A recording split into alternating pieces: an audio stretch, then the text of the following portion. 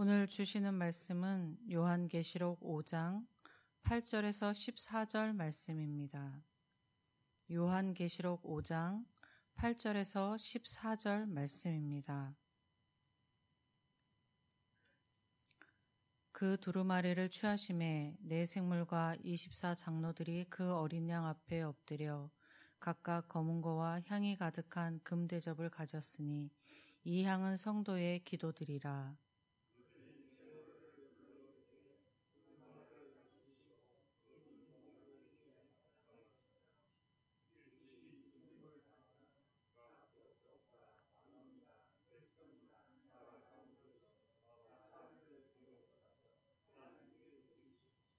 그들로 우리 하나님 앞에서 나라와 제사장들을 삼으셨으니 그들이 땅에서 왕노릇하리로다 하더라.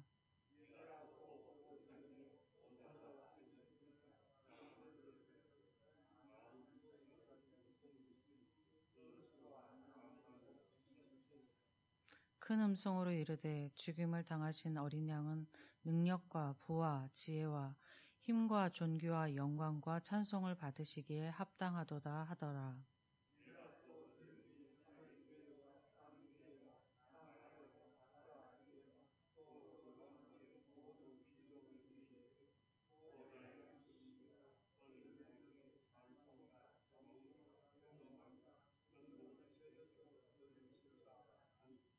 네 생물이 이르되 아멘 하고 장로들은 엎드려 경배하더라.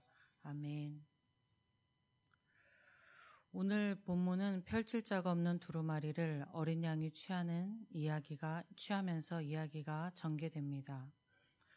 8절에서 10절은 펼칠 자가 없는 두루마리를 어린 양이 보좌 앞에 나와서 취하자 네 생물과 24장로가 어린 양 앞에 엎드려 경배하며 새 노래를 부르는 이야기입니다. 이 이야기들은 모두 요한이 보고 있는 환상입니다. 네 생물과 24장로는 검은고와 향이 가득한 금대접을 가졌습니다. 검은고는 수금을 의미하는데 수금은 일반적으로 하나님께 드리는 제사, 곧 예배와 밀접되어 있는 악기였습니다. 또 여기에 금대접은 번제 드릴 때 사용하는 넓고 밑이 얇은 접시를 뜻합니다. 여기에 검은고와 금대접은 모두 예배와 관련되어 있는 것들입니다. 성경 해석자들이 이야기할 때 네 생물은 창조하신 모든 것들을 대표하는 것이고 24장로들은 인류를 대표하는 것이다 라고 해석합니다. 그러니까 지금 이 장면은 천상에서 드려지고 있는 교회의 예배라고 할 수 있겠습니다.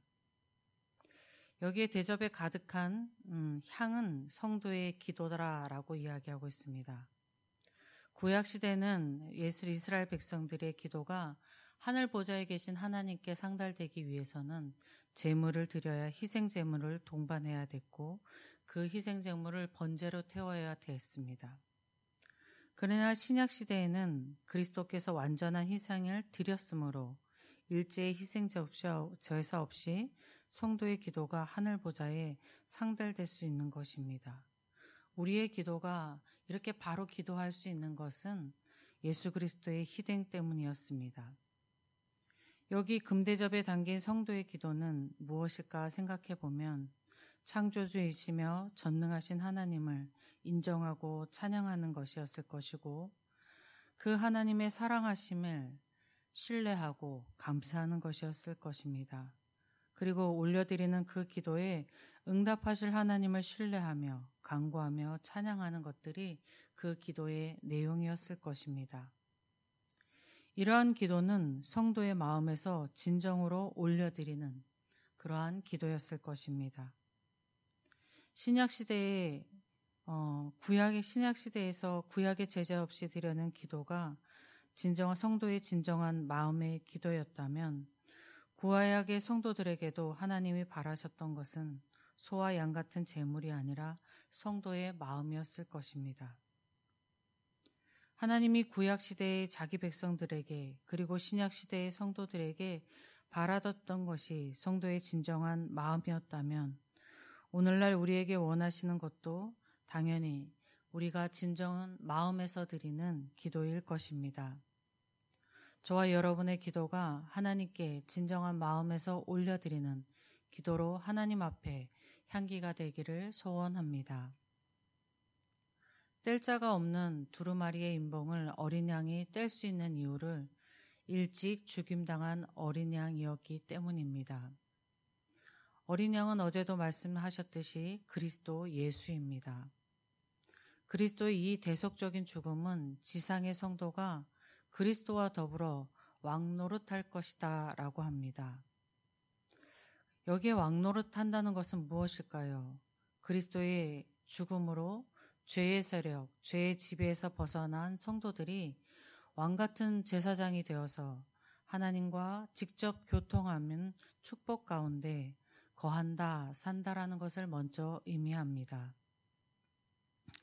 많은 이단들이 요한계시록의 말씀을 자의적으로 해석하고 단어 하나에도 거짓된 해석이거나 과장된 의미를 부여하여서 성도를 미혹하고 그 성도의 신앙을 흔듭니다. 오늘 본문에 나와 있는 왕노릇한다, 이것도 그 중에 하나일 것입니다. 이단들 중에는 마치 마지막 때의 그리스도인들이 그리스도를 믿지 않는 이들을 물리적인 힘을 가지고 지배하며 왕노릇할 것이다 라고 강조하며 현혹하기도 합니다. 그러나 그리스도 예수는 누군가를 물리적인 힘으로 지배하지 않습니다. 그리스도는 누군가를 힘으로 지배해야만 지배할 수 있는 분도 아닙니다. 그리스도는 창조된 모든 세계의 주인이시므로 그 세계를 물리적으로 지배하실 필요가 없습니다. 그리스도께서는 죄와 싸워 승리하셨는데 그 방법은 죽기까지 사랑하심이었습니다. 그렇기에 그리스도를 믿는 성도가 왕노릇한다는 것은 그리스도의 사랑에 근거한 다스림일 것입니다. 본문에서 그리스도를 일찍 죽은 어린 양이라 표현한 것에는 당시 레로 황제의 큰 박해로 죽음에 이르기까지 하는 성도들에게 그들이 믿는 죽임당한 그 그리스도 예수가 그리스도이심을 다시금 확인시켜 주는 것이었습니다. 큰 박해로 대환란에 놓인 성도들에게 죽임당한 그 예수가 그리스도인이시니 그 믿음을 계속 지키도록 힘을 주고 있는 것입니다. 오늘 말씀은 우리에게도 말씀하십니다. 세상은 점점 그리스도를 믿는 이가 적어지고 세상의 즐거움을 찾는 것이 인생을 잘 사는 것이라는 메시지가 넘쳐나는 오늘, 믿음이 흔들릴 수 있는 우리에게 너희가 믿는 그 예수가 그리스도이시다 하고 말씀함입니다. 여러분, 오직 예수가 우리의 그리스도이시고 우리 삶의 구원자이십니다. 우리의 인생의 구원자이시며 우리의 생명의 구원자이신 예수를 믿는 믿음으로 살아가는 오늘이 되기를, 저와 여러분의 삶이 되기를 주님의 이름으로 축복합니다. 아버지 하나님 감사합니다. 오늘도 저희를 부르셔서 저희의 믿음이 흔들리지 않고 굳건히 서서 나아갈 수 있도록 인도하여 주시니 감사합니다.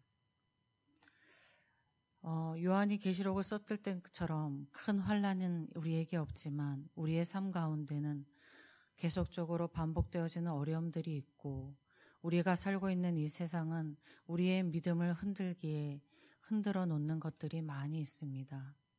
이러한 상황 가운데서도 오직 일찍 죽임 당하신 어린 양, 우리 주 예수 그리스도가 오직 우리의 구원자 되심을 그 믿음을 흔들리지 않고 믿음으로 살아가는 저희 모두가 되게 하여 주시옵소서.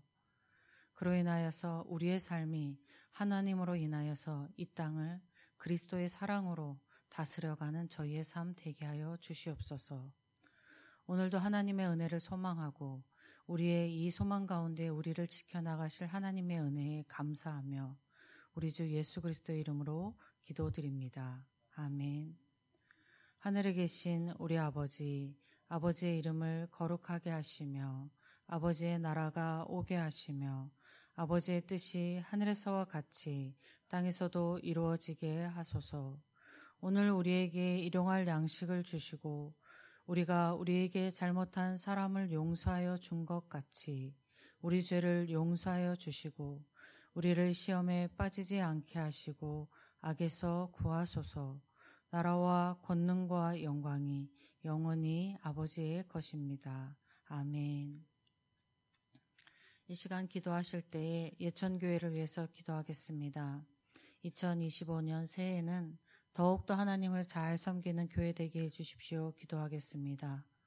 이제 직분자 임명이 되어질 텐데 각각 맡은 그 부서에서 자신의 일들을 잘 감당할 수 있기를, 새 마음으로 감당할 수 있기를 기도하겠습니다. 그리고 위임 목사님과 교육자들의 영육의 강건을 위해서 기도하여 주시고 질병 가운데 있는 환우들을 위해서 기도하여 주십시오. 어제 이태호 집사님을 잠시 뵙고 왔는데 음식이 넘어가지 않아서 서울의 이대병원에서 치료를 받고 음식을 다시 드시다가 그저께부터 다시 물도 넘어가지 않고 곱게 갈은 미움과 같은 것도 넘어가지 않으셔서 당황하시는 모습을 뵙고 왔습니다. 하나님의 평화가 있기를, 하나님의 도우심이 있기를 간절히 기도해 주시면 좋겠습니다. 또 인생 가운데 우리 어려움을 있는 환우들, 또 마음의 고통 가운데 있는 우리 하나들 가운데에 그리스도의 빛이 비춰주시기를 간절히 기도해 주시면 좋겠습니다. 그리고 우리 예천 지역과 우리나라와 그리고 세계 곳곳에 고통 가운데 있는 곳들과 주님의 복음이 전해지는 곳에 주님의 긍휼하심과 주님의 성령의 능력이 충만하시기를 우리 주님의 이름 한번 부르고 함께 기도하겠습니다.